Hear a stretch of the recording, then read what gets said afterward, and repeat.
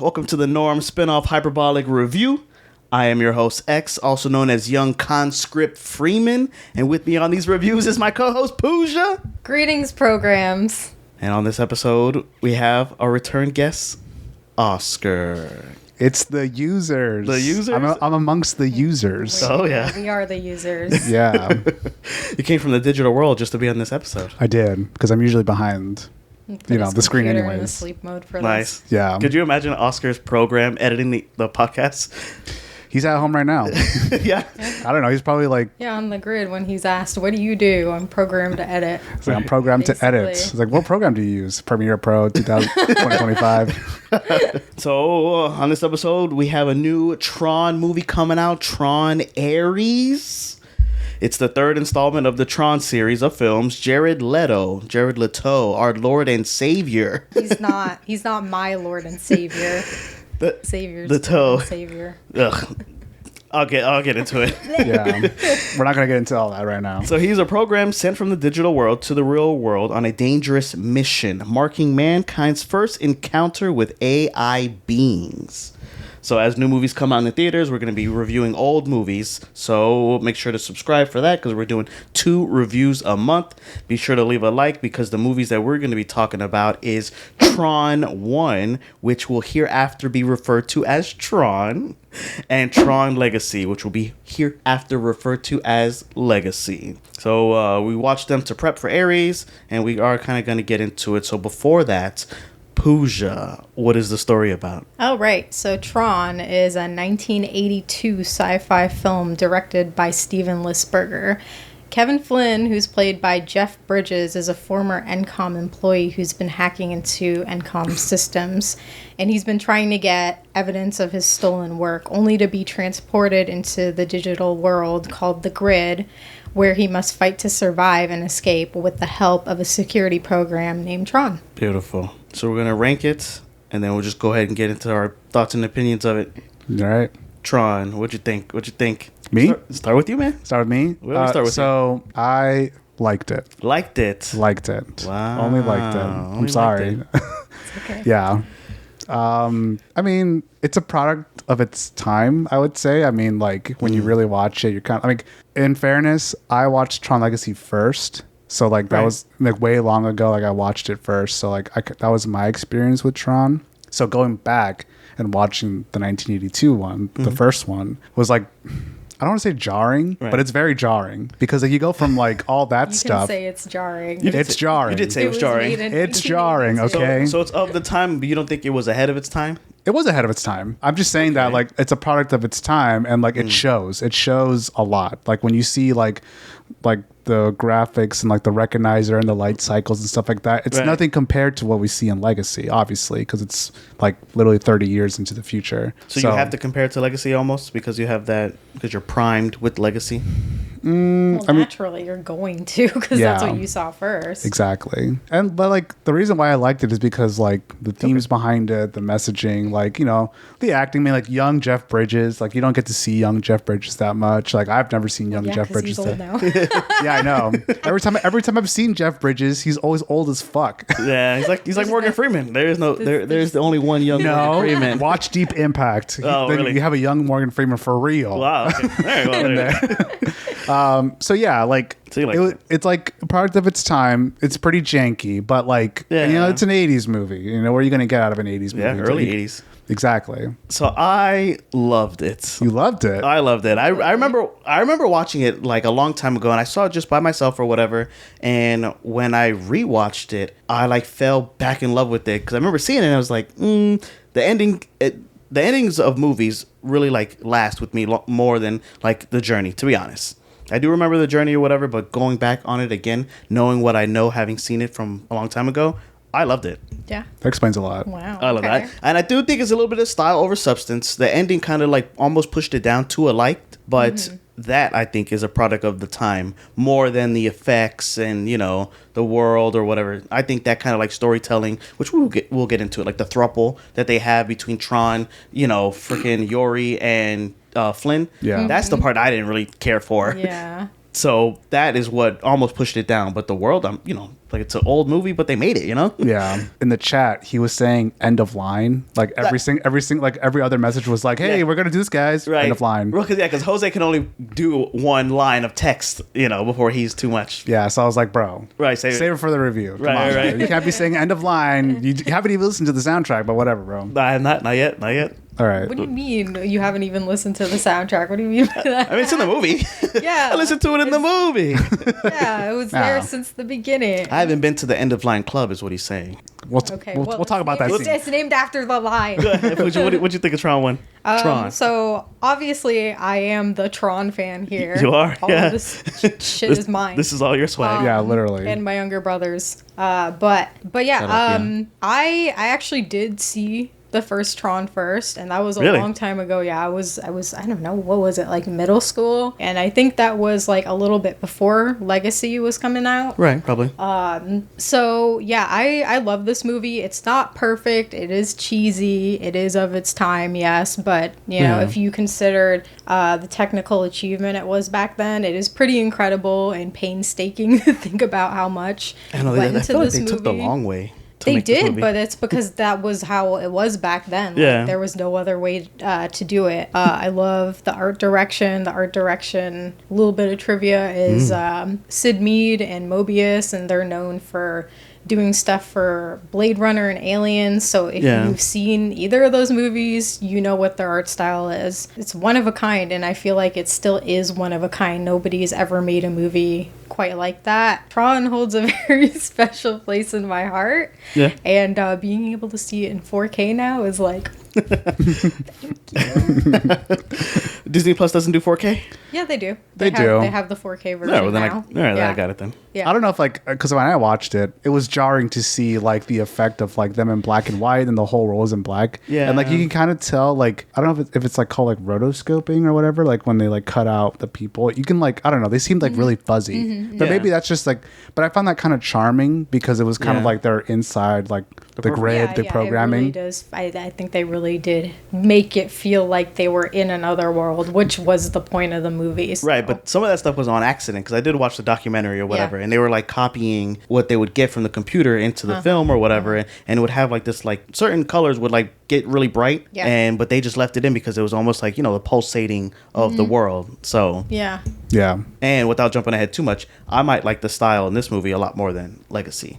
Really. Yeah, it definitely has. I have seen people argue that they do like Tron's style better than Legacy, so that's like Legacy just we'll kind of They're just get into both- it. How about we rank it first and then we can talk about All it. right, but I just like that Tron has like a very like I don't even say nerdy, but it does feel like animation, even though it's live action. But then you kind of see the blockiness of like the I don't even want to say Jimmy Neutron, but like the very obvious like Yeah, Neutron. it is a blend three-dimensional. of the two because the techniques that they had to use are also kind of animation techniques, so it does count. Yeah, I like that, and it comes or it's based around like a video game, So I think that's what Also, I like how everybody found Jeff Bridges like really hot.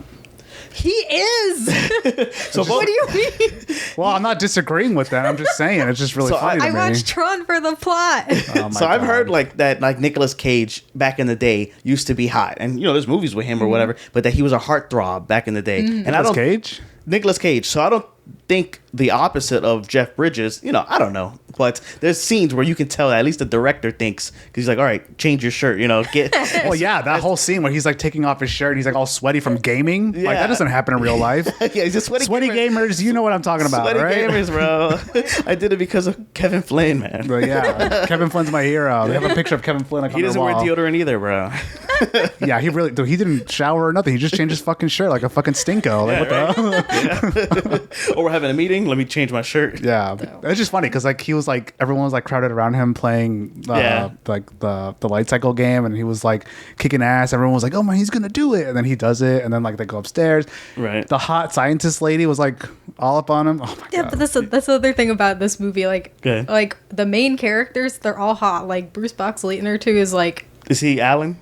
Yeah, he Wow. plays Alan. He plays Tron. Yeah. Like all three of them. Yeah, they try to make her ugly too. They give her like these big glasses or whatever, and then Hell no, bro. That That worked. wasn't. That was the style back then. It worked on no, me. but, no, but they try to make her like a nerdy, like an like an ugly like, Betty. She's pretty nerd. Right, Yeah. right. She had the Yeah. big ass glasses. I was like, damn, you look like an anime character. No, people wore big ass glasses back Yeah. then. I guess. Yeah, dude. You don't remember? Now it's like hipster to do it, but back in Yeah. the day, I guess maybe Yeah, that Yeah. was the fashion. Yeah. No, so I do like it. It does combine two of my favorite types. Two, not my favorite. Two, I guess, fuck it. They are my favorite. Two of my favorite types of storytelling, which one is like shrinking down into another world. So, because he kind of does. The thing about Tron or whatever is that so they're transferring like data, or not data, they're transferring like matter into Yeah. like the digital world to upload it somewhere else or whatever. So he does kind of shrink down into the computers, and it's of the time as far as like what they used to think computers were back then, or kind of what they were. But that's what I like about it, is that he's kind of small because he's still a user. He has his user powers because he's a human, though. You know, I think even in Tron Legacy, like they bleed, but like the blood travels with them. Yeah. So I like that about it. I like Cells at Work, Osmosis Jones. That's what I really like about it. And I won't cap, I am new to this franchise or genre, but isekai. So it kind of jumps into my first question. Do you think Tron is an isekai? I don't know what the fuck an isekai is. No? Isekai. Isekai is transferring Yeah. to another world. That's Okay. what an isekai is. Oh, That's I guess it. in a That's literal, it. I guess in a literal translation, yeah. I'm gonna look this up because I don't Look it watch up. as much anime as I used to. So like when it comes to isekai, I'm like, I don't. So on the podcast, shout out to the podcast, Hyperbolic Podcast, 2 episodes a month. So we do have an episode on isekai that we cannot release, but basically an isekai, it is broad, but like Futurama is an isekai, technically, because he transfers to the world of the future. So if you transfer to another world and the world is different and you're like a fish out of water, that's an isekai. Okay. You know, so if yeah. you get transferred to the bottom of the ocean and you have to live with the sea people, that's an isekai. Really? Yeah. Yeah, I think so. Oh, it says on Google that the word itself literally different means world. different world. Yeah. Oh. Yeah. In a literal sense, Tron is an isekai then. Yeah. It has Right. to be, because he's literally going into it. He's literally being transported to a different world where he's. Yeah, because everybody there knows the rules, and there are some programs that, you know, the Sark or Stark, Sark. he does have to explain the rules because he's basically like kidnapping these programs from other computers or whatever. So he has to get them on board, but even they know how the world works. So, you know, but Flynn is the outsider. He's Yeah. the first user or whatever that has to be transported to this world. Yeah. So those are the parts that I like about it. So here are my questions for Tron. Wait, I thought we were gonna rate. Legacy? Yeah, isn't that what we? We can. Are we losing structure already? We can. You want to rate Legacy right now? Yeah, I mean that was the whole point, right? All right, so what do you rate Legacy? You first, Mister. I want to rate it. I loved it. Loved it. Yes. Loved it. Yeah, Wow. I loved it. I mean, obviously, it's the first Tron movie that I've watched, so like, Yeah. that was my first exposure to that, series, I guess you could say. Yeah. I mean, the fucking style is there, and like everything. Daft Punk is there. Daft Punk is they there. made the music they scored the entire movie, and it's fucking awesome. Right. I don't know, just everything about that movie is just so cool. Like the lighting is good, like the world is so cool. Yeah. Like, I mean, obviously I didn't understand the references at first because I didn't watch Tron first. Like Yeah, the first one. they do sit with a couple shots, like with the big door. Like if you didn't watch Tron 1, you'd be like, okay, what is this? Yeah, like when I watched Tron and then I watched Tron Legacy like a Right. few days afterwards, I started getting some of the That's the references. door. I was like, that's a big door. It really is a big door. Right. But yeah, and then like, of course, like some of the transitional shots, like at the very beginning, there's like when like Sam is like running away, and then it like cuts to him running away on his bike, like from the police and shit like that. Yeah. I don't know. It was just all really cool. I really, really liked it. Tron Legacy is the 2010 sequel to Tron, directed by Joseph Kosinski, following the son of Kevin Flynn, Sam Flynn, who's played by Garrett Hedlund, receives a page from his long-lost missing father, and he is also transported onto the grid where he makes it his mission to rescue his father from being trapped there for decades. Okay. I mean, I liked it. I liked it less than Tron 1, to be honest. But that's because I do think that it was it was trying too hard to be cool. And Tron is cool, but I don't know. They took like a very Bryan Singer X-Men approach to like even the outfits. Like they try to minimalize it. And I wasn't really down with that. And I'm like, okay, I need more lights. You know, like I get the black, And and we're already jumping around at this point. But in Tron 1, they edited. They wanted it to do it off a white background with the lights, but then they're like, no, let's do background and put the light on top of the black, kind of like what they did with the Batman animated series. That series is animated over black instead of like over white. So I do think it pops in Tron 1, but it kind of like blends in with Tron Legacy. Yeah, I think I could use for some more lights, because I watched it in my living room with the TV and I thought it was gonna be a bunch of lights and shit, and they have a scene with fireworks, but I'm like, where is the style? Like, it kind of strips everything away. Like, I want to see more technical life, and I get that the world is supposed to be evolving and it's more not humanistic but more organic or realistic. But then I would still think that, that there'd be more technical patterns in like the rocks and the structures and the mountains. They have like the water. Part of my questions, but I liked it though. I did like it, and I think that, not that it was a cheesy movie, but I do think Tron 1 is a little bit cheesy of the time. I think Tron Legacy is a little bit cheesy in a different way, but it was like the first Legacy movie, and I think that's why we even call them Legacy movies, is because of Tron Legacy. Interesting. Yeah, where it's like Legacy sequels. Right. But Tron was like one of the first ones to do that, to like continue on, because what you would do is you do Friday the 13th or Freddy versus Jason, or not Freddy versus Jason, Nightmare on Elm Street. These are scary movies, but then you just redo it with new casts, but you don't bring it forward. Like, this was the first one to kind of like bring it forward, but still do a new, because Sam Flynn, he's the new Tron, even though he's not Tron, but he's like the new protagonist, but they still bring in the old one to bring it forward. And I'm talking a little bit too much about it, but okay. I liked it. What'd you think about it? Well, obviously, I love this movie too. I like the fact that they both have a different style. And it's just again of the time, different director. You also have to consider like Joseph Kosinski. He is an architect too, so like his production is way different compared to Tron's production.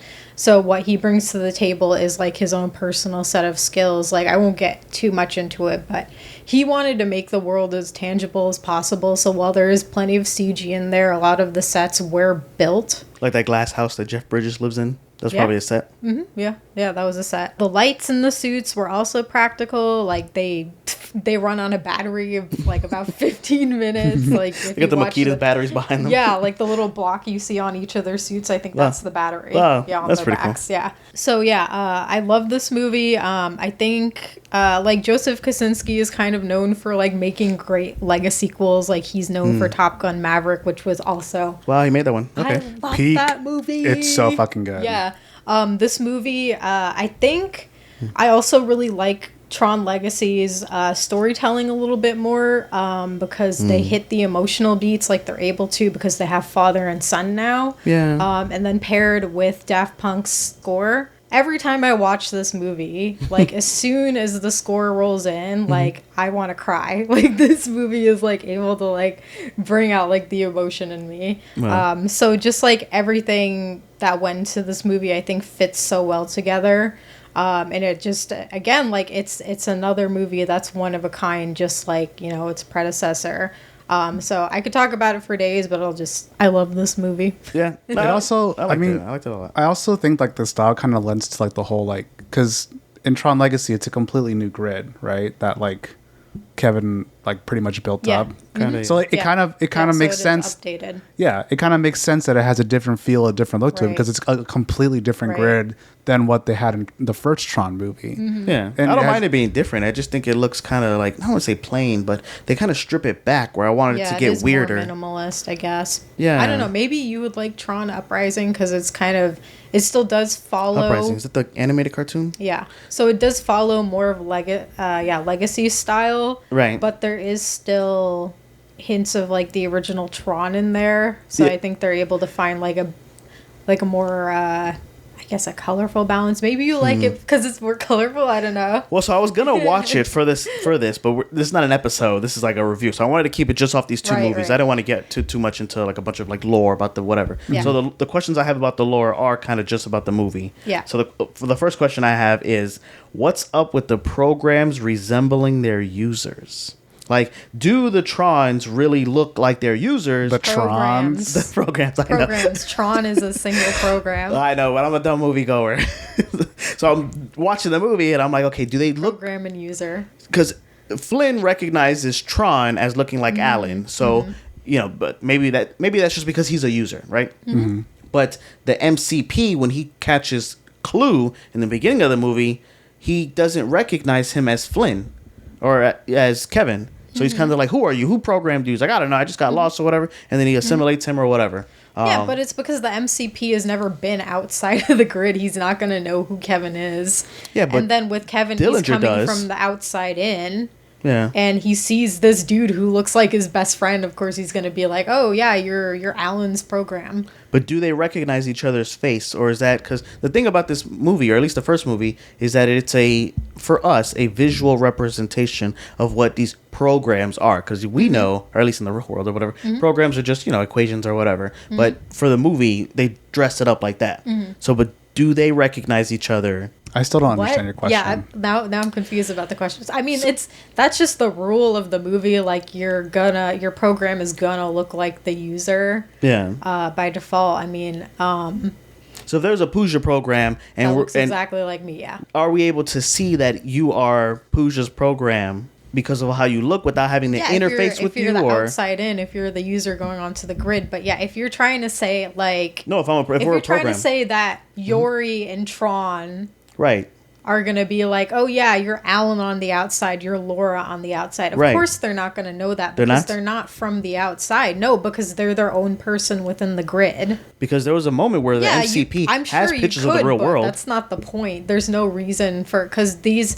Before... If you're looking for somebody, because he was looking for him. The MCP was looking or trying to figure out if... Because Clue looks like Kevin Flynn. Yeah, he's supposed to look like Kevin. So you're trying to say that I'm just trying to understand your question. In the world of Tron, is it true that the program, like, what's up with them looking like they're users? It's like how it is. That's just how the it's like an avatar set up. Yeah. Like you remember, like like on Xbox Live when you would create your own avatar on a Me channel. I wouldn't say that's a good example. So you can make your avatar look like however you want. Like so I would give myself pink hair. I don't have pink hair. Well, so you don't think you can make your Tron look like a different person? Or different in general? No, it's just supposed to be... for the viewer, it's just supposed to be an easy representation of who you're looking at. So it doesn't go deeper than that? No, I don't think so. Or if you want to go deeper, you could say, like, this is... I'm trying to get it. This is, like, the image of the person by their creator, like, in the image of God or whatever, if you want to get like esoteric with it. I do, because I have some stuff about that as well. Yeah, so I mean, there's definitely that theme throughout the movie. It's like within the image of God, but I mean, I don't feel like the movie is trying to portray that as much with the individual programs and users. I don't know. They mention religion. Like I don't. Yeah, like, they do. Our spirit is in the programs, right? Yeah. So forever. I mean, there's your answer. Like that's just them like. So then it's more than just it. But it's not. It's not something that like when Alan is programming Tron, he's not over here like he's gonna look just like me, because they don't know that their programs exist like this within the grid. So it is a signature? The only person who's going to know is Kevin because he's been there. So they don't... So, okay, that's my question then. So they are face blind to each other, the programs, but Kevin as a user can recognize the program because he can see their face. Versus like Ram and the other one, they can't tell each other's face. They can only tell them by their programming. Like, as per, like, the rules of the movie, like, the user is gonna look like... Their program is gonna look like their user. That's just how it is. But it doesn't get deeper than the God religious... I made you in my image. That's what I'm asking. Yeah, there is that theme there, but that's where it stops. It's like, you can't, like...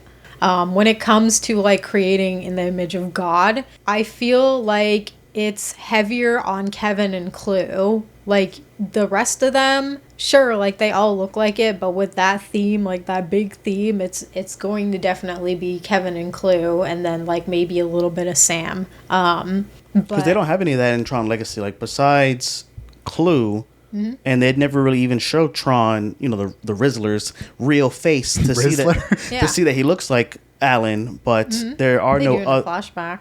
Do they? Yeah. They do. Right. Yeah. Right, when they're walking by or whatever. But there's no other programs made by other users that we can see. Versus in Tron 1, there's like an accountant. There's like, I'm an accountant. What are you talking about?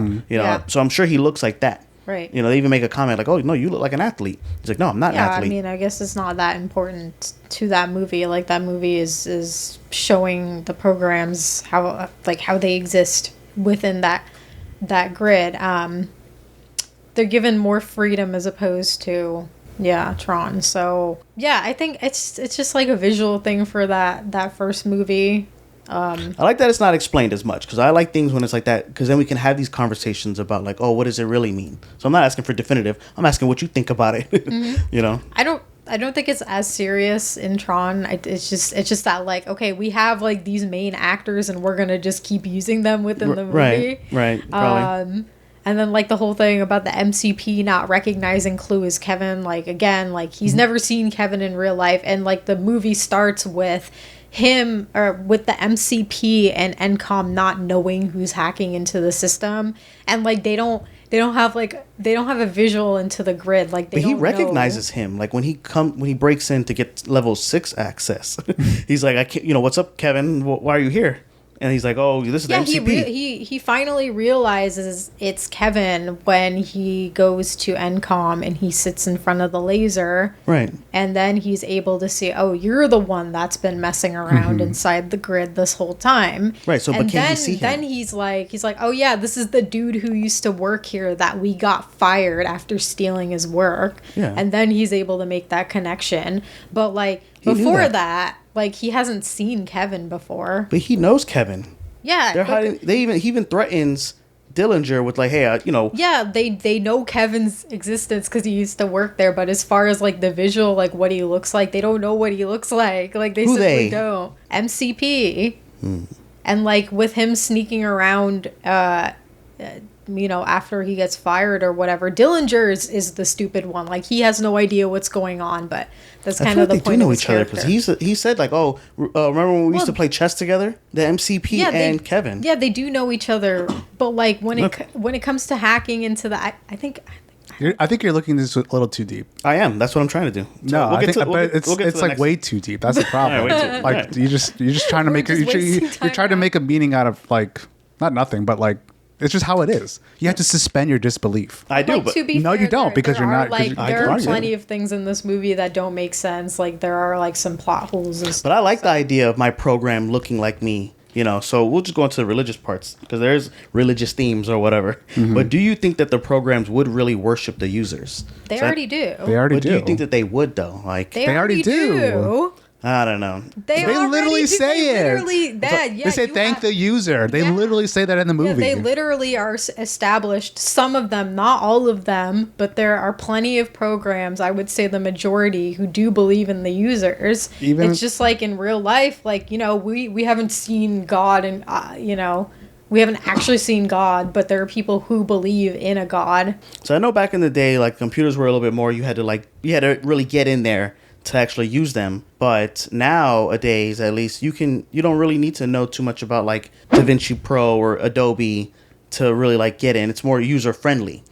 So Oscar's program in Adobe, would he worship you? Because you didn't write him. You're using the program to kind of do that thing. So like I said, I know it's different in the 80s because the accountant kind of has to know the ins and outs to manipulate those kind of programs. Like Yuri, she uses her program to like get all this data or whatever. Right. So she's in it. But yeah, I think it's just like a basic all around thing for each program. Because with RAM, right, he says he's an actuarial program, which I don't know what that is these days. And he says that his user sells insurance. So, obviously his user didn't write the program, but he still worships him, I guess, in a way. So it doesn't matter. It's just that they believe that there's somebody above them. Yeah. Right. So that's why I think that they would not worship them But they do in the movie. But in my head, I'm looking at it like it doesn't matter. Like for each individual program in the first movie, they worship their user usually, unless they're part of Sark's army. Right. I just think that they would worship them almost like But in Legacy, like aliens. I think maybe. I don't know if I want to call it messy with Tron, that each individual program has like the one above them that they worship. But in Legacy, they make it so that Kevin Flynn is the Almighty. Well, because he's the one who actually wrote and built that which world. makes more sense. So I Right. don't know, maybe that was just like a redirection by the writers and Kosinski to make sure that was a little bit more, like, it made more sense to just have like the one, because at least for this grid in Legacy, Yeah. that grid was created by Kevin Flynn, so it would make sense for the programs of that grid. Yeah, that makes more sense to me. Yeah. But would Oscar's program worship me as a user? You know, like, because they don't Oh. worship Flynn when he jumps into Tron, Right. but you know, he's a user. Then they're like, oh my god, I he's think, a user. Yeah, for Tron, it's obviously program and user basis. Yeah, like one-to-one? individually. Right. Yeah, yeah. So I mean, I don't know why they did it that way. I think really the only program who recognizes Kevin as like the Almighty is Ram, because he sees him use his user abilities, Right. his user access, if Yeah. you will, Yeah.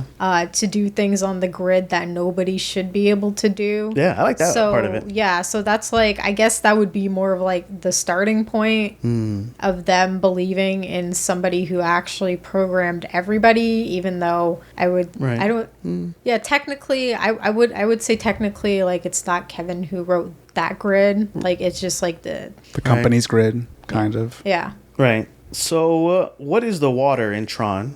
the primordial soup. What is it? The primordial soup. Oh, So in Tron Legacy, the water is shown. What do they drink and eat? They eat. Well, yeah, in the first eat a movie, they delicious kind of dinner. scoop it up, right? I think it's just Yeah. like power. It's just kind of like a representation of like Yeah, maybe like some and- kind of power. Like The way Yeah, they talk and about those- it, it's like knowledge, but is it electricity or is it information? In the original Tron, like, Yeah. I think the most basic description would be a pure source of power. Mm-hmm. I don't know if I would call it a pure source of knowledge, because they just use it to energize themselves. So is it like electricity or? I don't know.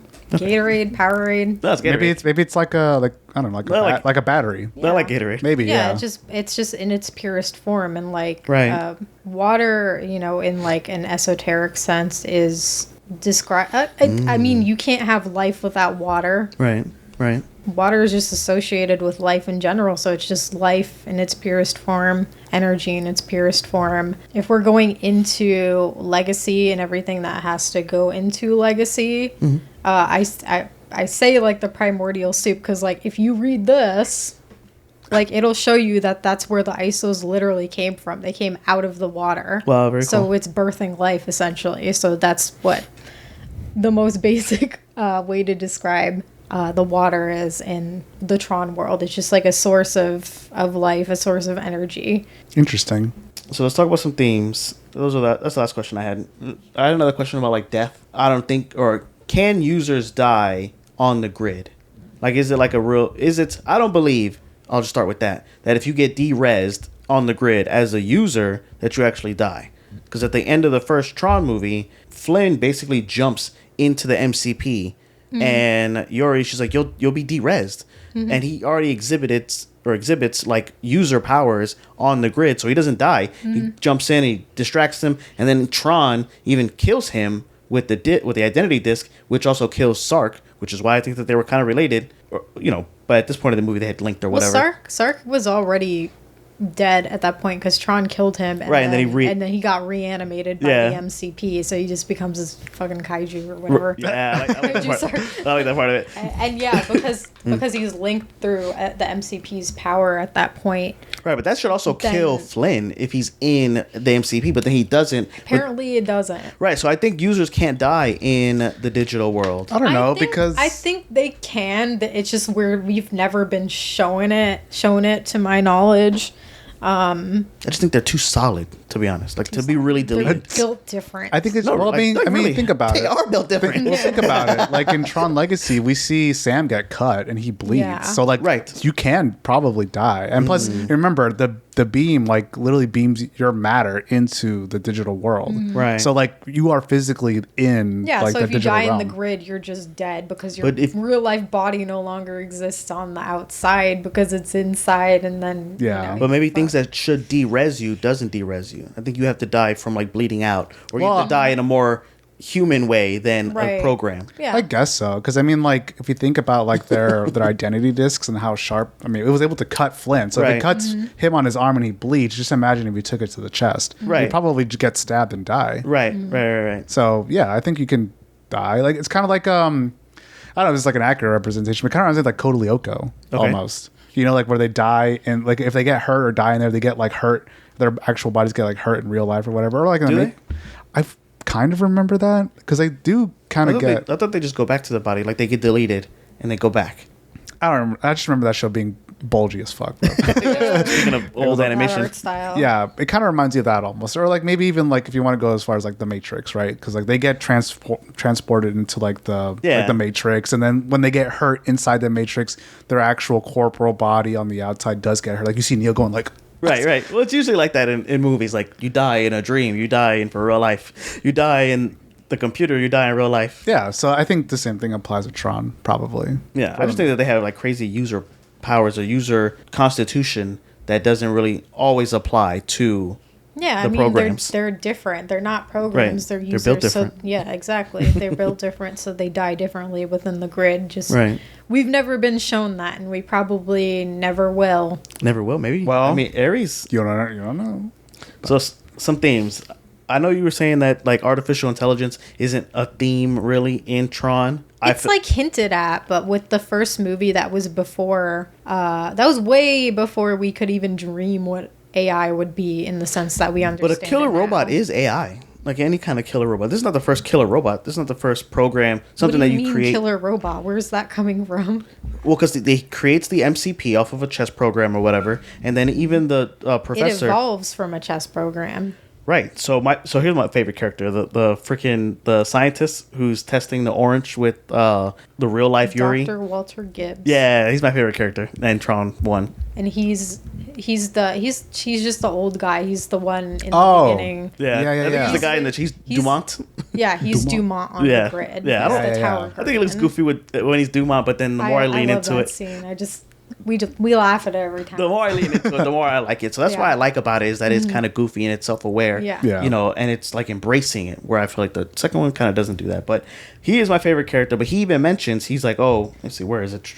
The line where people are gonna stop thinking. Yes, well, because he sees computers as machines still. He's like, well, it's still a machine. You got to give it some time. You got to let it breathe. You can't demand these things off a machine. And, you know, I kind of do demand a lot of things off my computer. I maybe run too many programs that I shouldn't. And Yeah, you run Premiere Pro and you run Google Chrome. yeah, and it's too much stressful RAM. on the machine that is the computer. And he has this respect for it. But then he says, you know, it's not like they think. But then even Alan says, well, yeah, some computers are going to start thinking. He's like, yeah, well, when the computers start thinking more, then the people start thinking less. Yep. That's artificial intelligence. Yeah, I mean, he describes it, sure, but it doesn't exist yet.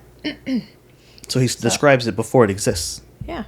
Yeah, That's what I think I'm that was saying. probably a common Yeah, figure they're for not. everybody. They're not back trying then. to say like in that moment, like AI is a thing right now because it wasn't. So he's got The MCP is AI. like they were ahead of their time coming up with that, but they could have never guessed that we would actually get to that point. They did guess it.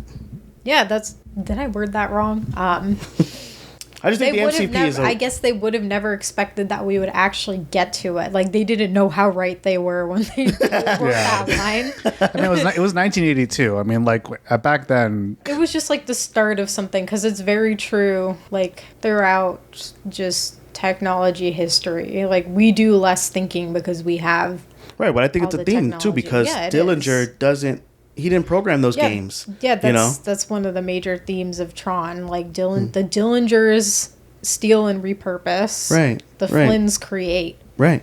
The Dillingers don't know what creativity is. They're the big bad businessmen that you see in Yeah. RoboCop and shit. Yeah. In every RoboCop. 80s movie. Yeah, so that's the and they're still continuing that theme through Ares, I believe. But yeah, like the whole point is Dillingers they can't create and Because the MCP turns on him. Completely yeah, I turns on don't him. need Yeah. you anymore. Yeah. Yeah, that's artificial intelligence. That's the fear of artificial intelligence is that one day it will get too smart, you know, smarter than us. Yeah. Yeah, he starts threatening Dillinger. Yeah. Yeah. And then he wants to take over the grid because he doesn't like programs or people who are different. They don't like originality, I guess you could say, if you're thinking about it from like an artist standpoint. Right, which does bring me to my next one. So where did things go wrong? Is it the MCP's fault? Same like, is it Clue's fault when they are just programmed to be this way? I think the movie, especially Legacy, sets it up to say that it wasn't the MCP or Clue's fault. I mean, Kevin literally says in Legacy to Sam, he's me. It's my fault that this happened. So it's the user's fault. Yeah, because they created these programs and they got out of hand, and they couldn't expect these programs to understand things in the way that we do, because the other thing, especially with Clue, is that he is Kevin in a fixed point in time. He's not able to grow and learn like we do in real life. So everything that Kevin believed in the moment he created Clue, Clue stayed in that moment. And he wasn't, he's just not able. And again, if you read this, like, you get a little bit more of his character, Clue's character, and the way he thinks. So he's not able to understand, like, he's literally not able to understand, like, the concepts that humans do when Kevin brings it up to him. Like, there's a really funny scene in this book, this comic, where Kevin is talking about him and his... I think it's his girlfriend. I don't know if they got officially married, but him and the mother his of Sam. partner, whose name is Jordan, by the way, him and Jordan are going to have a baby. And Clue is like, Kevin keeps talking about this whole baby thing. I don't know what he means by that. So it's like, he doesn't get it. He doesn't understand, but you can't expect him to, because he's programmed to do one thing. Right. I think he just falls back on his programming, because, when I bring up artificial intelligence, I had to look it up. Artificial intelligence just means when a program is able to learn like we learn. So it does take me to my next theme of the movie, which is like fatherhood and parenting. So, he abandons Sam, and then he becomes like a surrogate father to Quora. But... my question is, what do you owe your creations after you create them? Like, as far as like a program, a sentient program, a sentient world, a son, a daughter, what do you think? Like, guidance? Is there guidance? Guidance, towards what? A little bit of breathing room. Guidance and breathing room? Yeah. Breathing room? What's an A example? little bit of freedom, to make mistakes and learn from them. Even programs? Yeah. Yeah.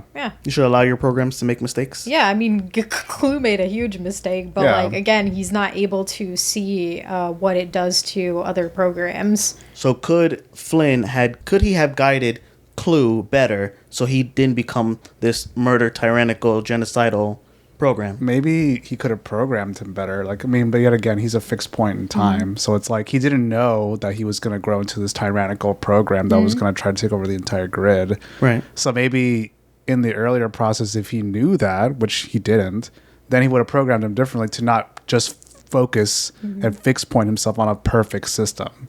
Right. Yeah. Well, I'm trying to akin the programs to children, because, in the very direct, the ISO, he jumpstarts their creation by just creating the world or whatever, but it kind of, those ISOs were created independent of him. He didn't write them. Like, I didn't know they came out of the water. That's pretty dope. But it's like, does Kevin owe her anything having jump-started her creation? I guess No, when it comes to the ISOs, no, he doesn't owe them anything, because, I mean, Kevin himself says that they're basically free. Like, they weren't written by anyone or anything. Right. They just appeared one day. Yeah. Simple as that. Yeah. I'm sorry I'm getting so deep, guys. It's a hard. We could talk about scenes from the movie. So favorite scenes, favorite moments, or do you have any more themes? Like, there's a bunch of other little religious things. I don't know if I would call them themes really, but like references to other religions. So like the laser that they get beamed onto the grid by is called the Shiva laser. And Shiva is a Hindu god, and it represents destruction, transformation, and renewal. So I thought that was pretty cool that they named it that on purpose. Yeah, that's cool. I like it. Again, there's like a lot of imagery with like the circles, which represent protection and life, or it could represent someone's soul. The identity disc. Yeah. And then in In Ares, I've only seen it in promotional art. I haven't seen it in the trailers, but there's the triangular disc, or it's not even really a disc. What do you call that? Right. A hard drive? A floppy disk? I don't know. Yeah, the identity triangle, I Yeah. guess. I don't know what they're actually calling it. Maybe that's like the thing they're after in that movie. We don't know yet because the movie's not out yet. Yeah. So triangles they're more structured. Obviously, they're seen more as perfect. If you want to get into triangle lore, there's so much lore. I love triangles. Triangle lore. Like, I I would- love triangles too. I would love to get into triangle lore. But yeah, like the way that the triangle faces, like up or down, like how Right, many right. triangles are stacked on each other, like it all means something. But Yeah. that'll be for when the movie actually comes out, because Alright, we we can get haven't into it. seen enough. I think there's also like a lot of religious trauma going on in Tron, especially like for Clue to see that his creator is not perfect. Yeah. You don't get to see it as much in the movie, I feel. Once again, in the comic book, you see that Clue is starting to doubt Kevin. In our world, Kevin is just a dude. He's just some guy. He's the dude. He's the dude, yeah. I love that. But yeah, like Clue has no reference to any of that, so it's just kind of weird for him to see like this guy that everybody worships is just A guy. He's just some guy. He's I not feel like able to. he's still sympathetic for him though, because there's opportunities where he can kill him and he just doesn't. Yeah, he doesn't. Like, which is I always try to analyze that scene towards the end where he just can't turns kill around. him. He throws the disc next to him. Yeah. And he goes after Sam instead Yeah. when he realizes what's going on. So yeah, it's like why does he do that? Why do you think he's not able to kill? Maybe because he sees Kevin? himself in him. I mean, obviously they're both each other, so it's Yeah, like he's he's also not perfect, to be honest. Oh yeah, I'm sure he knows that, or maybe he doesn't. I don't know, because he's, like I said, programmed in a fixed point in time. He's trying to create the perfect system, so he must think himself perfect. Yeah. In order to enact a perfect system. Yeah. So why he would not kill Kevin, doesn't have the heart Maybe to he kill just him. thinks it's not worth it, because I mean he's after the master key anyway. So Yeah, and once he has the master key, like Kevin can't do shit. yeah, and plus, like, Sam and Cora were like right there, anyways. Yeah. So like, but even at the end, he talks to him. He sympathizes with him. He's like, "Please, let me do this, man. Let me do this." Yeah. please, bro. Bro, and then Yeah, he just so I turns around. guess there is some leftover, emotion between the two, because they Yeah. are obviously connected. Yeah. I think they show it more through Clue's eyes than anyone else. The other programs are not really given that much of a chance, because, I mean, if you watch, like, Tron Uprising, if you play some of the games and stuff, like, they still do believe more in Kevin. They just only see Clue as, like, his right-hand man. Right. Instead of seeing him like the way Sark was, because they kind of respected Sark. No, Sark was more... Sark was also the right-hand man. Yeah. Of the MCP. The MCP was, like, known dictator in that movie. Yeah, like, Yeah. you didn't really hear much of like them, like, oh, Sark, like, he was just some asshole. No, but he used to be feared. He was But you're- up there glazing the MCP. I For know, real, right? just sucking Yeah. off his Yeah, because Sark- hard drive. Sark is supposed to be the program version of Dillinger, and Dillinger Right, is yeah. MCP's bitch on the outside, too. So Yeah. Dillingers will always be a bunch of bitches. Right? Yeah. Even Cillian Murphy. Killian Murphy. We don't Killian? get enough of him. I Yeah. wanted him to come back. They literally just but- put him in a fake beard and a wig, and they were like, all right, go off, King. Yeah. Do your thing. And he's like, actually, I just reprogrammed this and whatever. And then literally just didn't see the rest of the movie. I think they were trying to make He's that just movie like- bigger than it was. Yeah. You think? I think so. Like, Maybe. continue it. We'll never know, because we're getting Aries. We're getting Aries. But and like before we move on, if we are Sure. moving on, another thing that I really love about Tron Legacy is that Jeff Bridges is already a very chill dude. So the way his beliefs are very fitting, very natural. Yeah. So you can tell that this guy is into Buddhism, with like his beads and like his meditation and all that. okay. And I think it's really interesting to highlight that in Legacy, because I like to see like towards the end when he absorbs Clue. And the rest of the grid, that's him achieving nirvana. And Yeah. if you know anything about Buddhism, that's like basically the goal Yeah. of the religion. Yeah. He even says it like when he's like, "You're messing up my Zen, man." Yeah, Yeah. my Zen You're mess- thing, man. Yeah. All that talk, like even when you first see him, like he's like sitting like you know like that, and he's Right. like you see like this Yeah. like almost like light Right. coming down on him, so it's kind of like he's I like that. you know Yeah, so and he- he's a very much of a pacifist in the movie too. He doesn't Yeah. want to fight. He just wants to do nothing. Yeah, but you, Yeah, but you because feel it he's- from the first he's- movie though. Yeah, he's beaten down like throughout his years of the grid of not being able to fight back, and like you see that with the way he talks. Like he basically mirrors Yori in the first movie, where she's beaten down and she's like, you know, she basically quits, and he in Legacy, Kevin basically quits, telling Sam like, you know, you can't. What does he say? Like, if you don't play the game or whatever, you can't win or whatever. Yeah. But yeah, so this whole movie, like towards the end, especially in those scenes, you can see that he's coming to terms with what he needs to do. Like, he knows he needs to sacrifice himself, and he's accepted that he's going to end. And I think, you know, in the very last moment when he absorbs Clue, that's him achieving nirvana. And then Yeah, it's pretty dope. going in the Aries, like, he kind of comes back as like a different being. It's not Kevin, it's not Clue, so we'll see. Favorite scenes, favorite moments. From the first Tron, I really like the scene where like Ram is like dying. Not because it's Wow, really?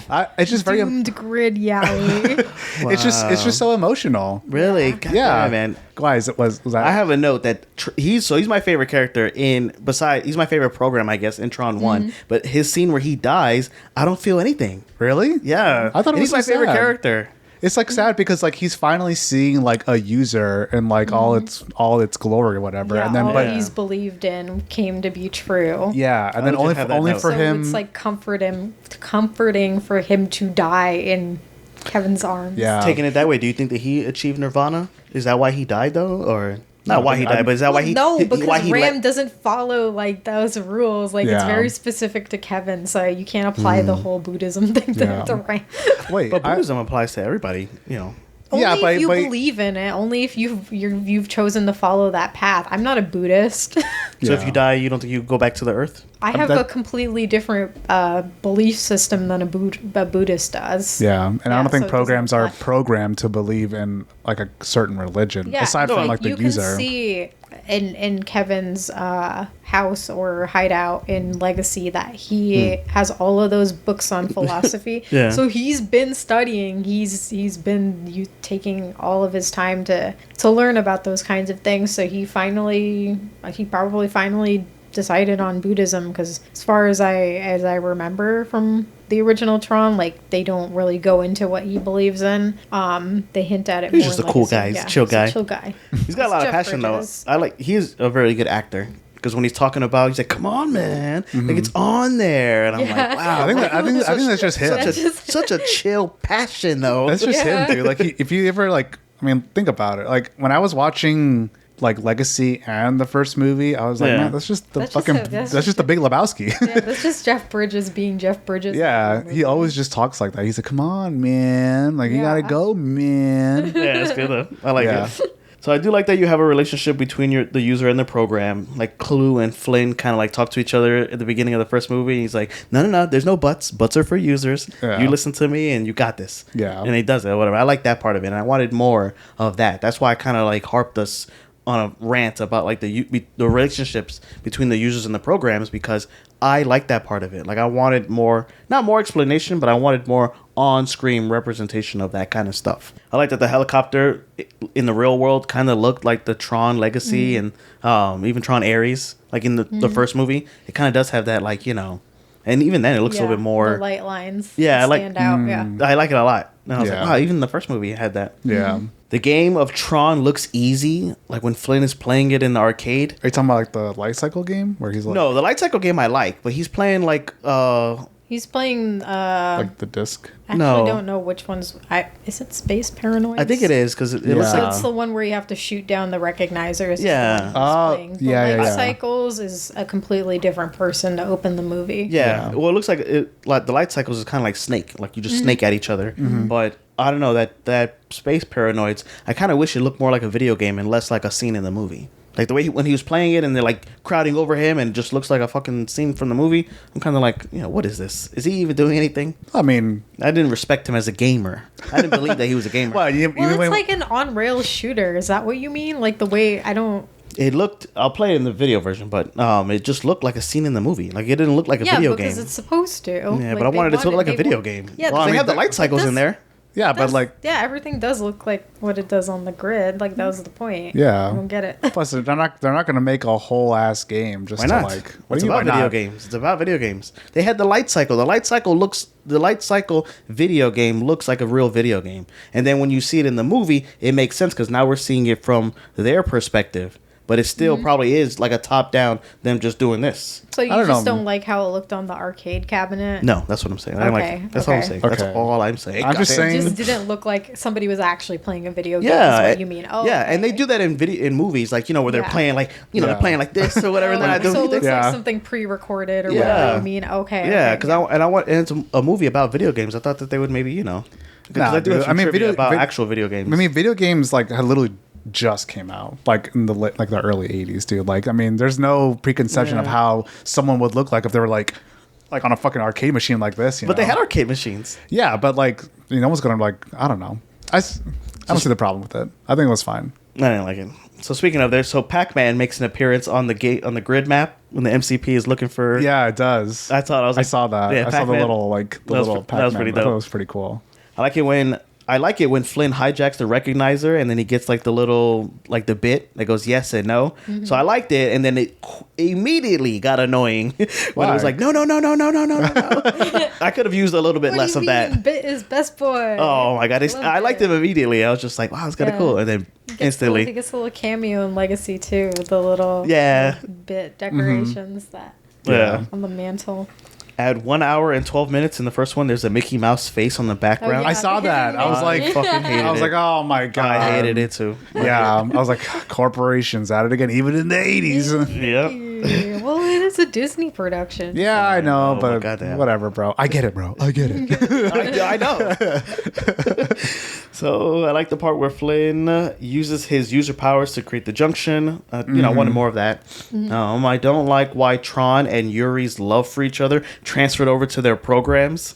Yeah, that's the part. Like a lot of people will be like, "What? Why do programs feel affection for one another?" Yeah, I get why. It's like really hard to separate like program Yeah. from user, but maybe it's I don't know. I just didn't like it. I was Maybe like, it's just coincidence. I don't know. yeah. What's But it? I agree. I don't like the love triangle. I feel I hate like the it's love triangle. unnecessary, and Yeah. maybe it was something that they were like They have forced to put in. Maybe it was. Yeah. It's I probably don't just like an know. 80s trope they just had to throw in. Probably. It was so dumb though. Like It was- they. Tell that to the 80s, bro. It was In a the- fixed point in time. in the Pooja. real world, I kind of get it, even though I don't agree with it. Like, Well, in the real world, like we're given context, like we know that these three have history, which I do like Yeah. seeing them interact in those opening scenes where you can see that they have that history. But on the grid, it's a little weird because it's like obviously Tron and Yori are already a thing, and then you have Yeah. this random dude who they don't even know who comes in, and he only has the advantage of knowing their users, and he's immediately hitting on Yori. yeah.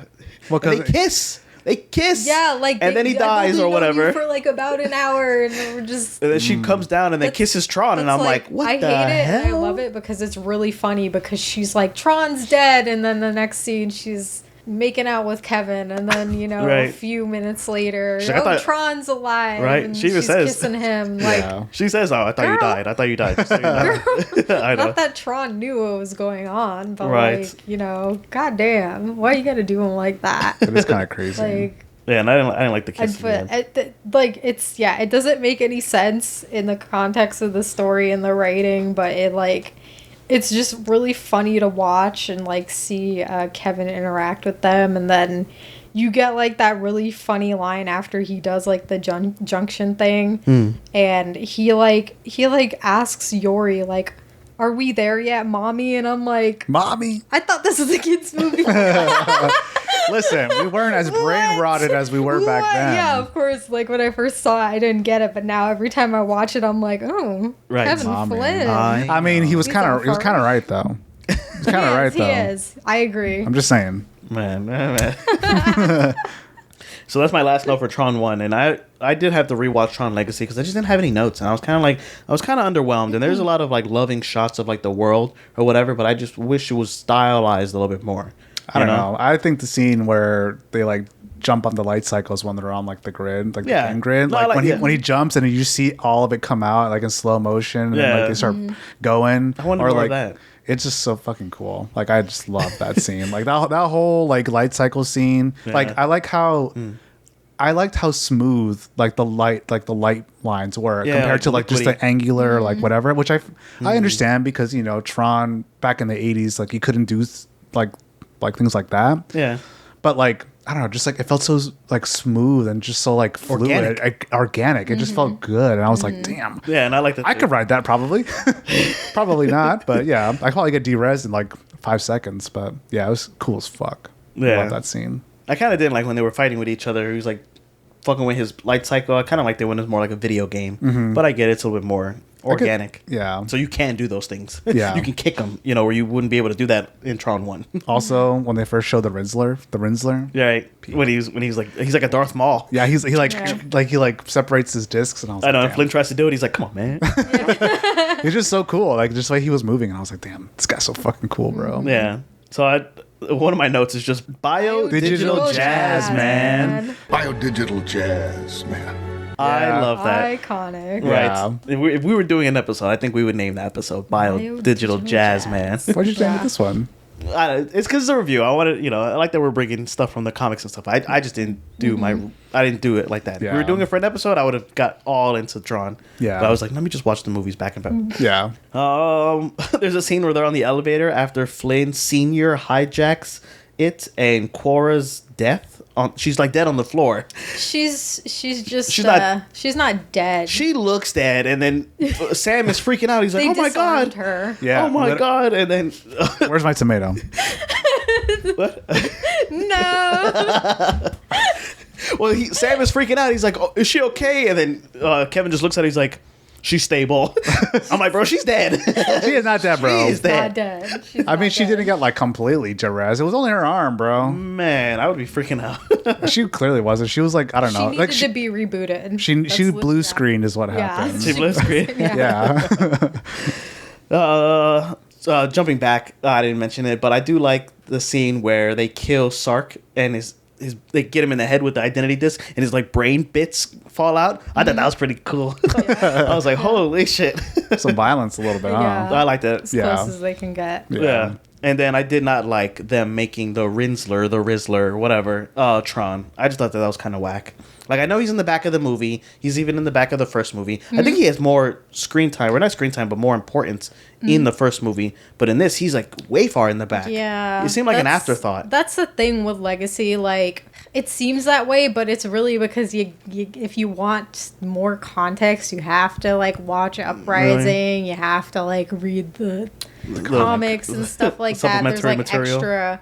Yeah, there's like extra context to it, and I mean, if you don't have that context, you can't really argue that it's like.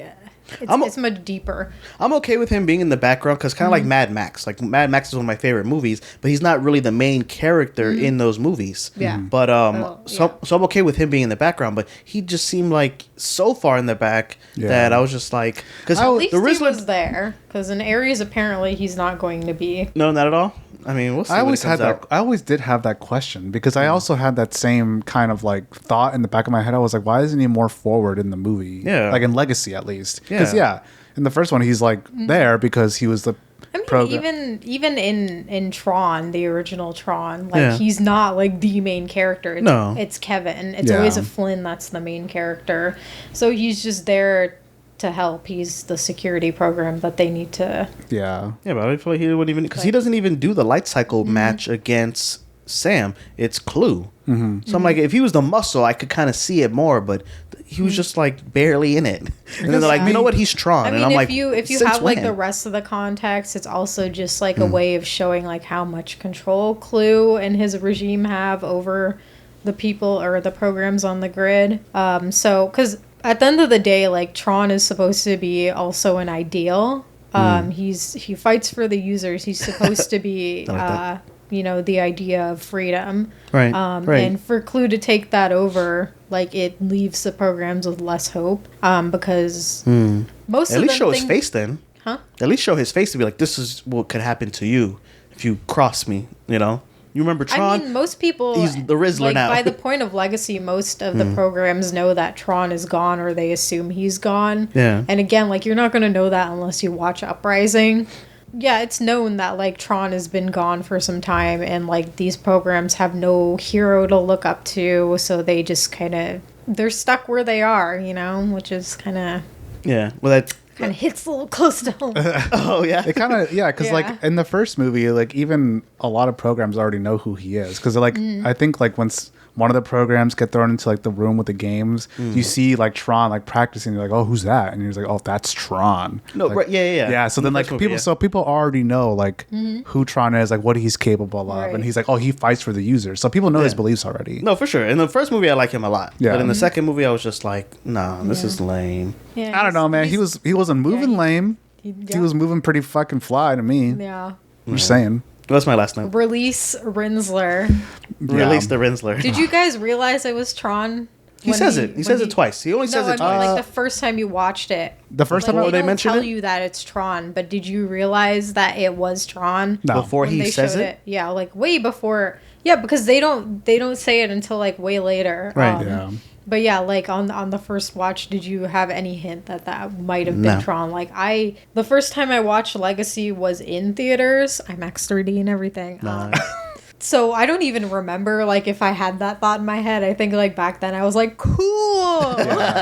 That guy is sick. Right. No, he was cool. I just didn't like that he was Tron. I mean, obviously it was the first movie I had ever watched in the series, so I had no idea until like they gave the context that he was Tron when he picked when they showed the flashback and he picked up the other disc. And you're like, oh, so that's Tron. Then that has to be the Rinsler. Okay. That's like when I found out, I was like, okay, well that makes fucking sense. No, Jeff Bridges says it twice and twice only. No, he just mentions Is he it doesn't Tron? say he doesn't say like Tron is Rinsler. He doesn't does. say no, he doesn't. He does. I don't think so. He says, well, look at what they did to you. Yeah, that's like towards the end. Towards when the end. they're- Yeah, they're after they talking give about- you the context that he turned into the Rinsler, or he got turned into the Rinsler. Yeah, like the only time he actually like directly acknowledges like that's Tron is when they're doing the light jet Yeah. thing. Yeah, which is a great that's scene, the too. second time. That's the second time that he mentioned it. He does mention it once before. When? In the I'll play the clip. Do you have anything else to say, Pooja, about the movie?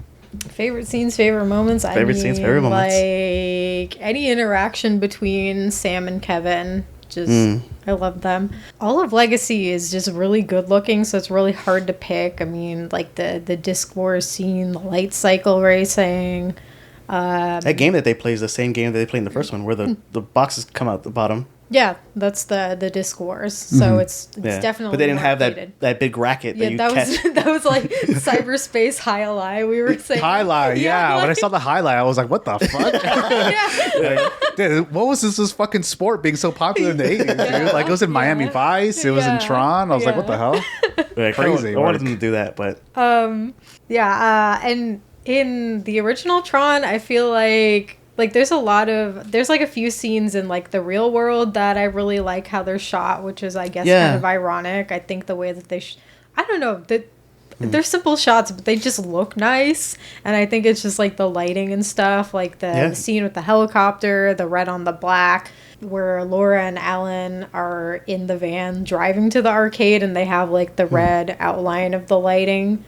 Looks really nice. the corporate buildings too. They kind of have like a light, yeah. like lights on them. Yeah, the corporate buildings. Just like the kaleidoscope thing when Kevin's going onto the grid. That looks cool. And I guess like as far as like a certain scene, like I don't know if I have like a favorite one from the original Tron, but like the movie itself is not. I wouldn't say it's like on the same. You can't say it's the same cinematography level as Legacy. Like it's just I don't know how to describe it. So you put Legacy over Tron 1? It's like very static. Like there's not much movement. In the first Dynamic movement, I guess, because they couldn't do it. Right, So I like understand. when Sam is walking through and there's like the other programs, like the lady programs, and they're like Oh, looking yeah. at him. Sirens. Right, where they're looking through. That is when you say static. That's what I think of. There's a lot of shots like that. There's a lot going on it, maybe, but it's Yeah. still.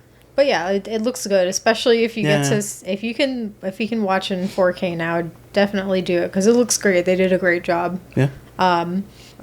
Where do you put it? Tron versus Tron Legacy? Because I put Tron 1st. That's me. Because I loved it, and I liked Tron Legacy. Yeah. I mean, for So- me, it's Tron Legacy and then Tron. Yeah. That's Yeah. Break I the would- tie. I'm not going to. she loves Yeah, both the movies, love, bro. Equally? No, I love You love both both your movies, children equally? But as far as like themes and storytelling, characters, I like Legacy better. I feel like Okay. it's more relatable because there is more emotion, and you do have the relationship between Sam and Kevin that's Yeah. there. So that really does it for me. With the original Tron, it's like outside, like you have like the trio Right. that are like friends already, so that's great. But inside the grid, it's just he's thrown into this world where he knows nobody, so there's not much of that going around. And like, I don't know, maybe you could argue, I like to call them the dream blunt rotation, Ram, Tron, and Flynn. Okay. Give me my tomato. Perfect.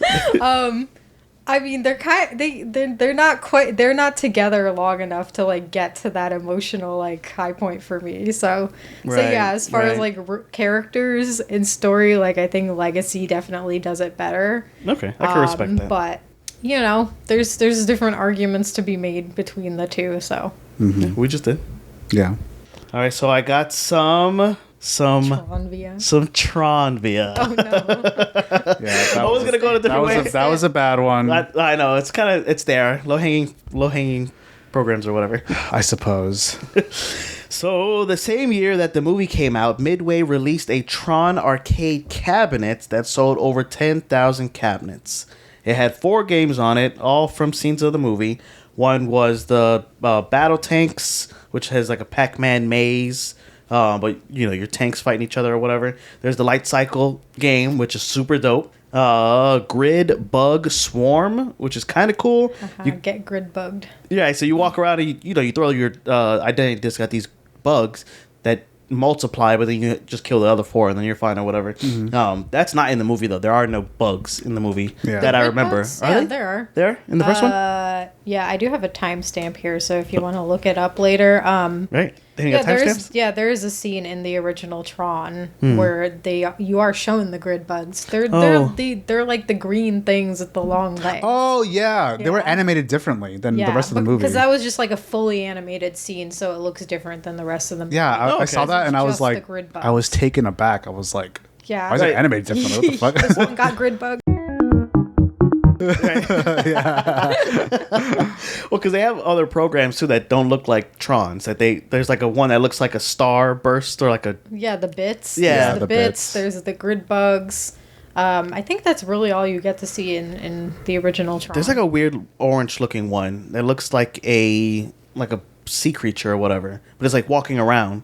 And even Demont kind of looks like he's the most, but he's like He's in the still a chair. program. Right. He's just a tower. He's just dripped guardian. out of his Tower- fucking That's mind. Right. what tower guardians look like, I guess. Right. And if you beat those 3 games in the arcade cabinet, you fight the boss, which is the MCP Showdown, which basically you just knock down the barrier and then you just get across. So the arcade cabinets made more money in units sold and in quarters than the actual first movie. Wow, So crazy. I want to say that I've actually played it. There's yeah, well, it's on the Xbox. You can play it on the it Xbox is. Arcade. But like the actual arcade cabinet, I don't know if you were with us, but there's an arcade in Orlando. I didn't go to I that think then. so, yeah. There's a bunch of cabinets, yeah. They have a Tron arcade cabinet. Ooh. Yeah. So it made more money than the movie, with making an estimated between $30 to $40 million in units sold and in quarters. So there's other reports that it got up to like the hundreds of millions, but maybe that's with time, or maybe that's with inflation. But this was the most solid number that I could find. Okay. And then some more Tron via. Disney moved the release date of Tron from winter to the summer of that year to compete against a former Disney employee's movie that was also coming out in the summer. I think it's called The Secret of Nim. Oh, I've heard of it. I think I've heard of that Never too. seen it though. Yeah, so that was a former Disney employee. He made his own movie, but they're like, "No, we're gonna fuck this guy and release Tron to combat his movie," which it did. Wow. So it did beat the movie, but it also moving it to the summertime made it so I had to go up against other summer movies of the year, which was Annie, Poltergeist, and E.T. Oh God. In the same summer. Right, I know of E.T. Yeah. So E.T. won the Oscar for Best Visual Effects that year because Yeah. of that. And they also didn't respect the use of computers. They Yeah. considered it cheating Right. because visual effects through a computer weren't a thing back then. Right. So Yeah. they, different from like the other things like practical effects or in-camera effects. They were like, nah, we're not, there's no respect. Even though like they did everything by hand. I know. Like, Yeah. So is wild. when I read this, I thought of you because I know you said that sci-fi isn't very popular, and even from back right. then. It's very hard unless you're Star Wars. Your sci-fi is like destined to fail. But I don't even think Star Wars won any Oscars the year it came out. But it was so popular, Yeah. and it Right. still is. Right, but that popularity grew to where now they have to recognize it like that. But like I'm saying, like an artist, like an auteur or whatever, Yeah. they didn't see sci-fi, horror, any of that shit as real art or cinema. It's Yeah. kind of like video games. So, so that's my Tron view is that and we talked in the podcast or whatever that video games just make way more money than movies. So anytime they do a movie off of a video game, the movie is a commercial for the video game. The cabinet, sure, but like the rest of the games are not as popular. I have a few Okay, little trivias of my own. So in Tron 2.0, which said was Tron like first. the original sequel before they made it non-canon, Okay. was I'll probably go into it if we do like a section on Tron and other media. So the game Tron 2.0, there's something that you have to go after called Tron Legacy. So Tron Legacy was a thing before the actual movie. Wow. And I was like, Wow, that's cool. some other trivia. So in the trailer for Ares, there's like a convention that NCOM holds or something, and in the crowd you'll see a bunch of Tron cosplayers, and one of the cosplayers is cosplaying this character called Abraxas from Tron Evolution. Oh, wow. And I thought that was kind of cute. If you're a fan of Kingdom Hearts, Tron and the Grid are in some of the games. Yeah. Yes, sir. I do remember that. In the show Tron Uprising, they wanted Daft Punk to make a cameo in the next season, but the next season unfortunately never happened.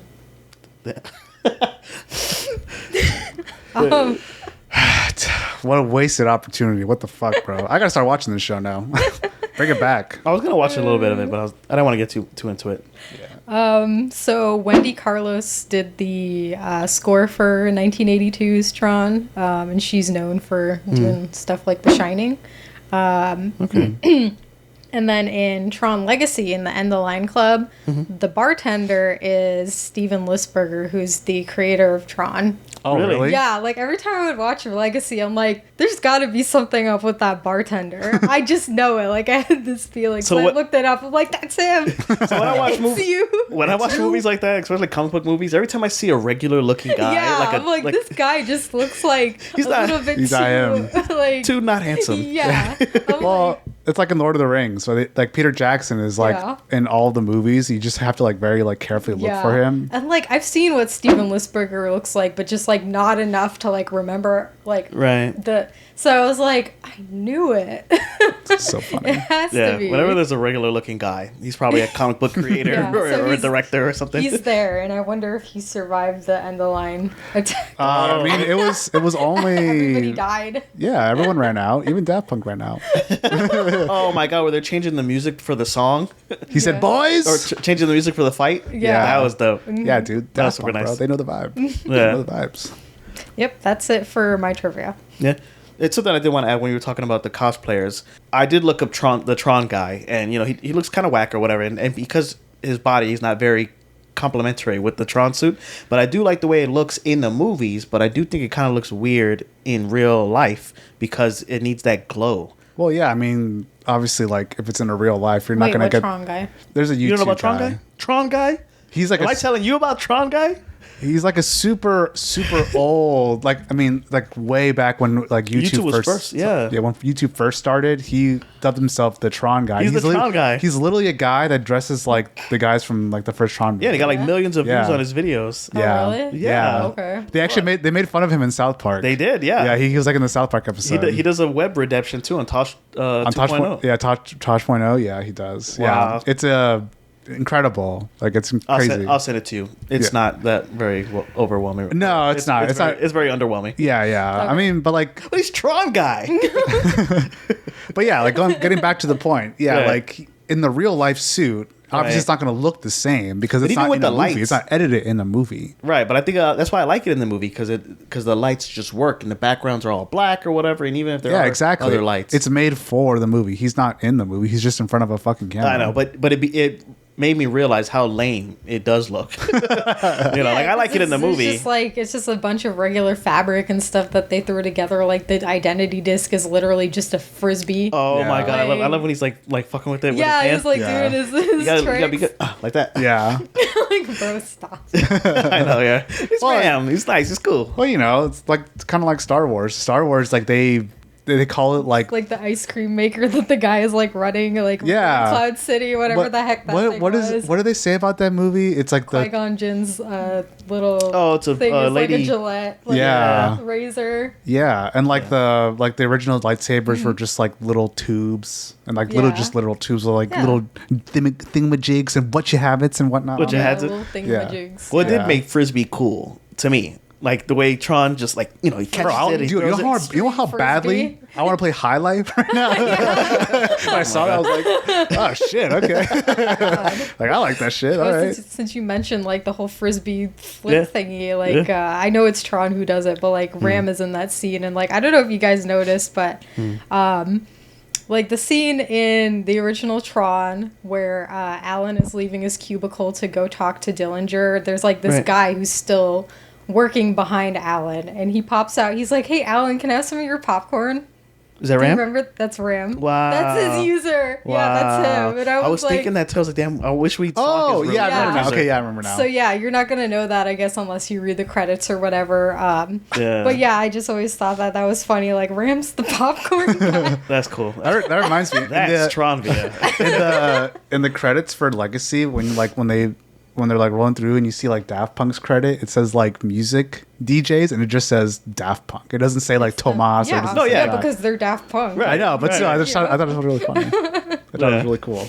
So box office. So this is for both of them. So on a budget for Tron, it was $17 million, and their first weekend they opened up with $4.7 million.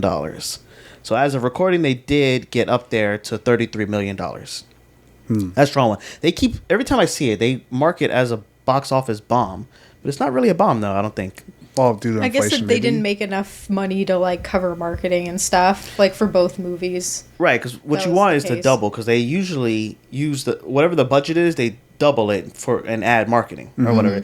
Most of the times, especially with newer movies, they go beyond that. Like Yeah. the movie's like $100,000 or $100 million, and they put like 150 for marketing. Yeah. But for Tron Legacy, it was also a little bit better because on a budget of $200 million, the first weekend they opened up with 43 million, and as of recording, and I hate the way they do the numbers now, but so this one made more money internationally than domestically.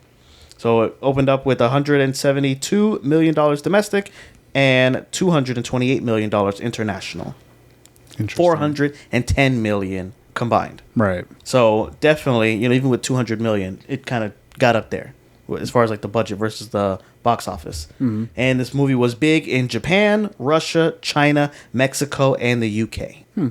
So that really bolstered the box office. Right. And so are you guys looking forward to Tron Ares? I mean, it looks cool. I'll say it that much. That's all you'll say, or what? I mean, the vibe is there. I don't like Jared Leto. Sorry. I don't like that man whatsoever. Right. But I mean, the vibe is there. It looks cool. Like, everything about the music is like really cool, which I did kind of want to get into a little bit. Go ahead. Like, I don't know. For me personally, like music is like a big part of like what makes a movie or just any Yeah. piece of media, right? Right, Like when right. you think about a scene, you also think about the mood, like you also think about the music that's going on. Yeah, with different music, it's a whole different scene. Exactly. So like with Daft Punk doing the score for, Tron Legacy, to me it sounded like more hopeful. It sounded more like thematic, more big, more huge. Yeah. Like, it just sounded like grandiose almost. Like it was like really, it just felt really nice. Obviously, like I'm more biased for Daft Punk because I just love Daft Punk so much. Yeah, nobody did. Yeah, but that's not to say that Tron Ares soundtrack like isn't good, because it is good, because I did listen to it like full through when I was like at work one day or whatever.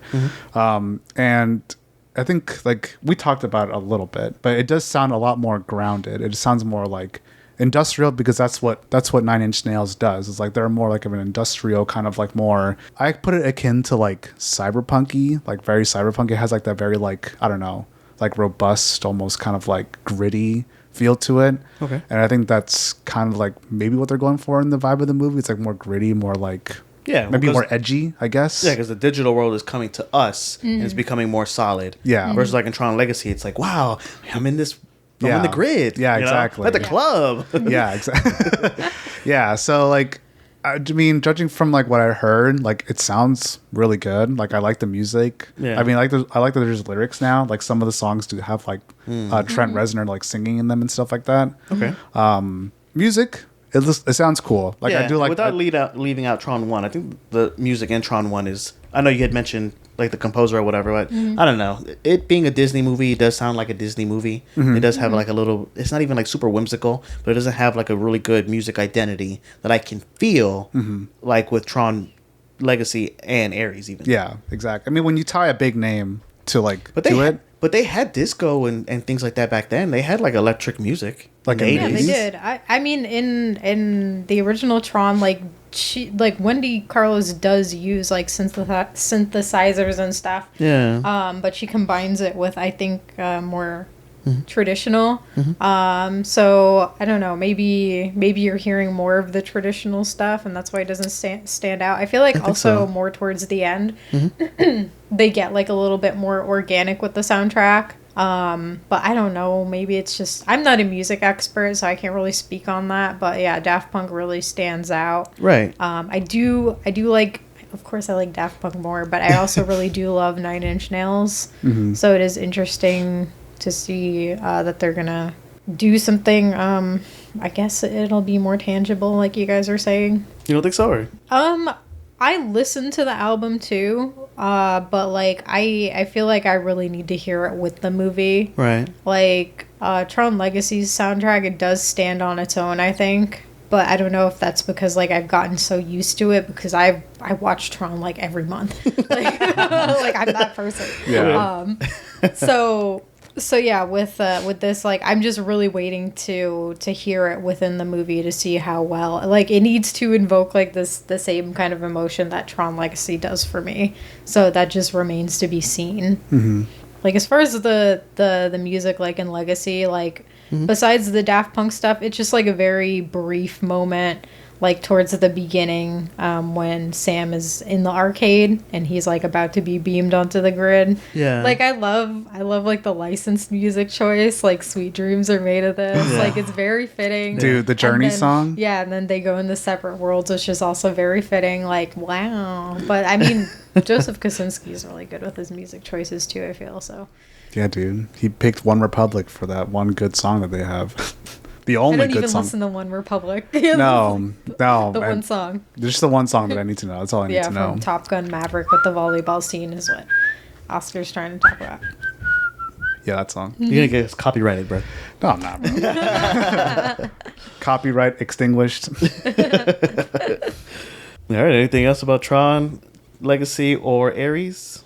I don't know what to make of it. Like, I'm really conflicted.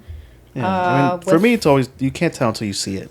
Yeah, because, I mean, like, when Tron Legacy came out, like, the marketing for it, it was a lot of the action scenes that were shown on TV and stuff, so I was like, oh my god, that looks so cool, and that was, like, enough. Right. But, like, being a fan of Tron for so long now, and then seeing what we're being shown in Ares. You know, like the light cycle splitting the police car?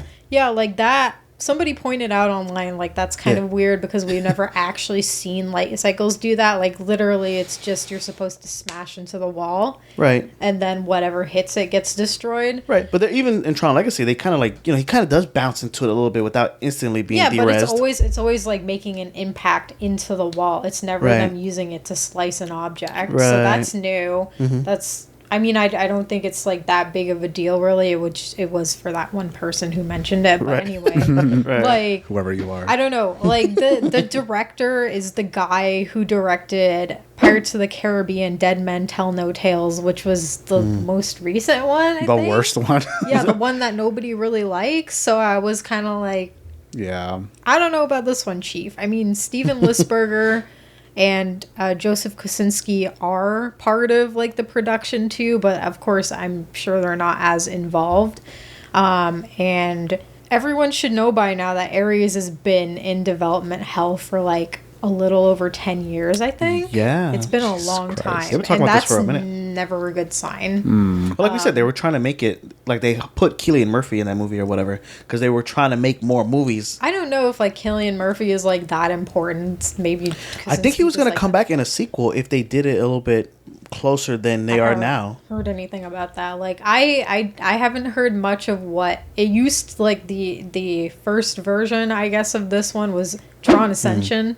Okay. And I tried looking up more of like what that movie could have been. Really, the only thing that I know is that it is supposed to bring like the grid to the real world. Yeah. So we're still getting that. And Ares, Jared Leto's character, was always supposed to be in the movie. Yeah. But because Jared Leto is the one who's basically making this movie a thing, he's also made himself the main character rather than the side character. And like, I also don't like Jared Leto. And if you want to know why, I search Jared Leto 14-year-old. Right. Look, I was gonna go ahead and get into a whole Jared Leto, but just look it up, bro. Yeah, just look it up. He's not important to this. Right. But now he's playing. But that's the what main people always character. tag, like, oh, I'm excited for Jared so Leto. I mean, like, yes, the movie is like he's like a very big selling point for this movie because there are plenty of people who still love him and either don't care about. Oh my god, what do they call him? The echelon. His group of fans. Yeah, they don't care or they just don't know because there are plenty of people who actually don't know. Right. But right. I mean, the common moviegoer is not gonna know. yeah, right, exactly. So only if you're a true hater, you know. Yeah. Yes. So Right. but yeah, like the switch from like Ares being like a side character to a main character was a little bit weird, and then they're gonna do the obvious trope of like, oh, Ares starts as this bad guy, and we're gonna turn him to a good guy. You think so? I mean, like, I actually wanted to like look at like the track list and like some of the lyrics from the soundtrack because I feel like it does tell you a redemptive story for Ares. Yeah. Let's see. I never had a choice connection. I never had a chance to catch my breath. These are song titles? No, these are the lyrics too. As alive as you need me to be. Give me something to believe in. All these hands have got a hold on me. Oh my god, what a victim, bro. I'm a victim of my programming. So yeah, it's just going to be this character who is literally 3D printed, as you see in the trailer, and designed to do one thing, which all programs are in the Tron universe. So he's designed to be a warrior.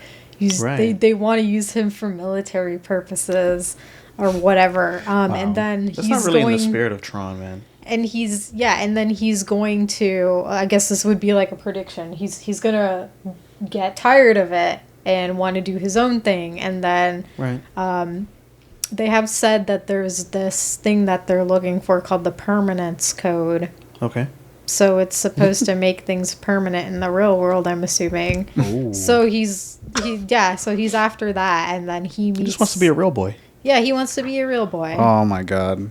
Yeah, so it's I think the plot is going to be kind of predictable. I'm also like, I'm not going to lie, I'm upset that they're making a Tron movie without Tron. I mean, even though Legacy. Well, he's there. He's literally in the movie. So at least there's that. But in this one, like all the interviews that you see from Garrett Hedlund and Bruce Boxleitner, like Bruce has said like recently he did an interview at a convention that he wasn't asked to come back. They didn't tell him anything about this movie. Like, he was not on board at all. Yeah. Which is really disappointing to hear, because this guy literally plays Tron, and you're not going to include him. They included him in Uprising, Okay. but they're not going to include him in the next movie. So he wasn't informed about anything, and then Garrett Hedlund said that they weren't asked to come back either. But then you have Jeff Bridges, who comes back in this movie as... I guess he's like a construct on another grid. In the trailer, Ares goes to visit him for whatever reason. Guidance. I guess so. Buddha. I guess so. What do I do about my programming? Yeah. Remember Yeah, who you he's- are. Yeah, he's just there, like, telling him I'm searching for something, but I don't know what. Like, okay. I'm not really Yeah. for that. I didn't like him in Batman or whatever, like as the Joker, but I don't know. He should just be a bad guy if he's gonna be a bad guy. He already is. In real I know, life, but he is. but don't be. I know. But I mean, he's an actor, so I know he's very method or whatever. But just lean into it, man. Don't try to be a freaking savior. Don't try to be Jesus.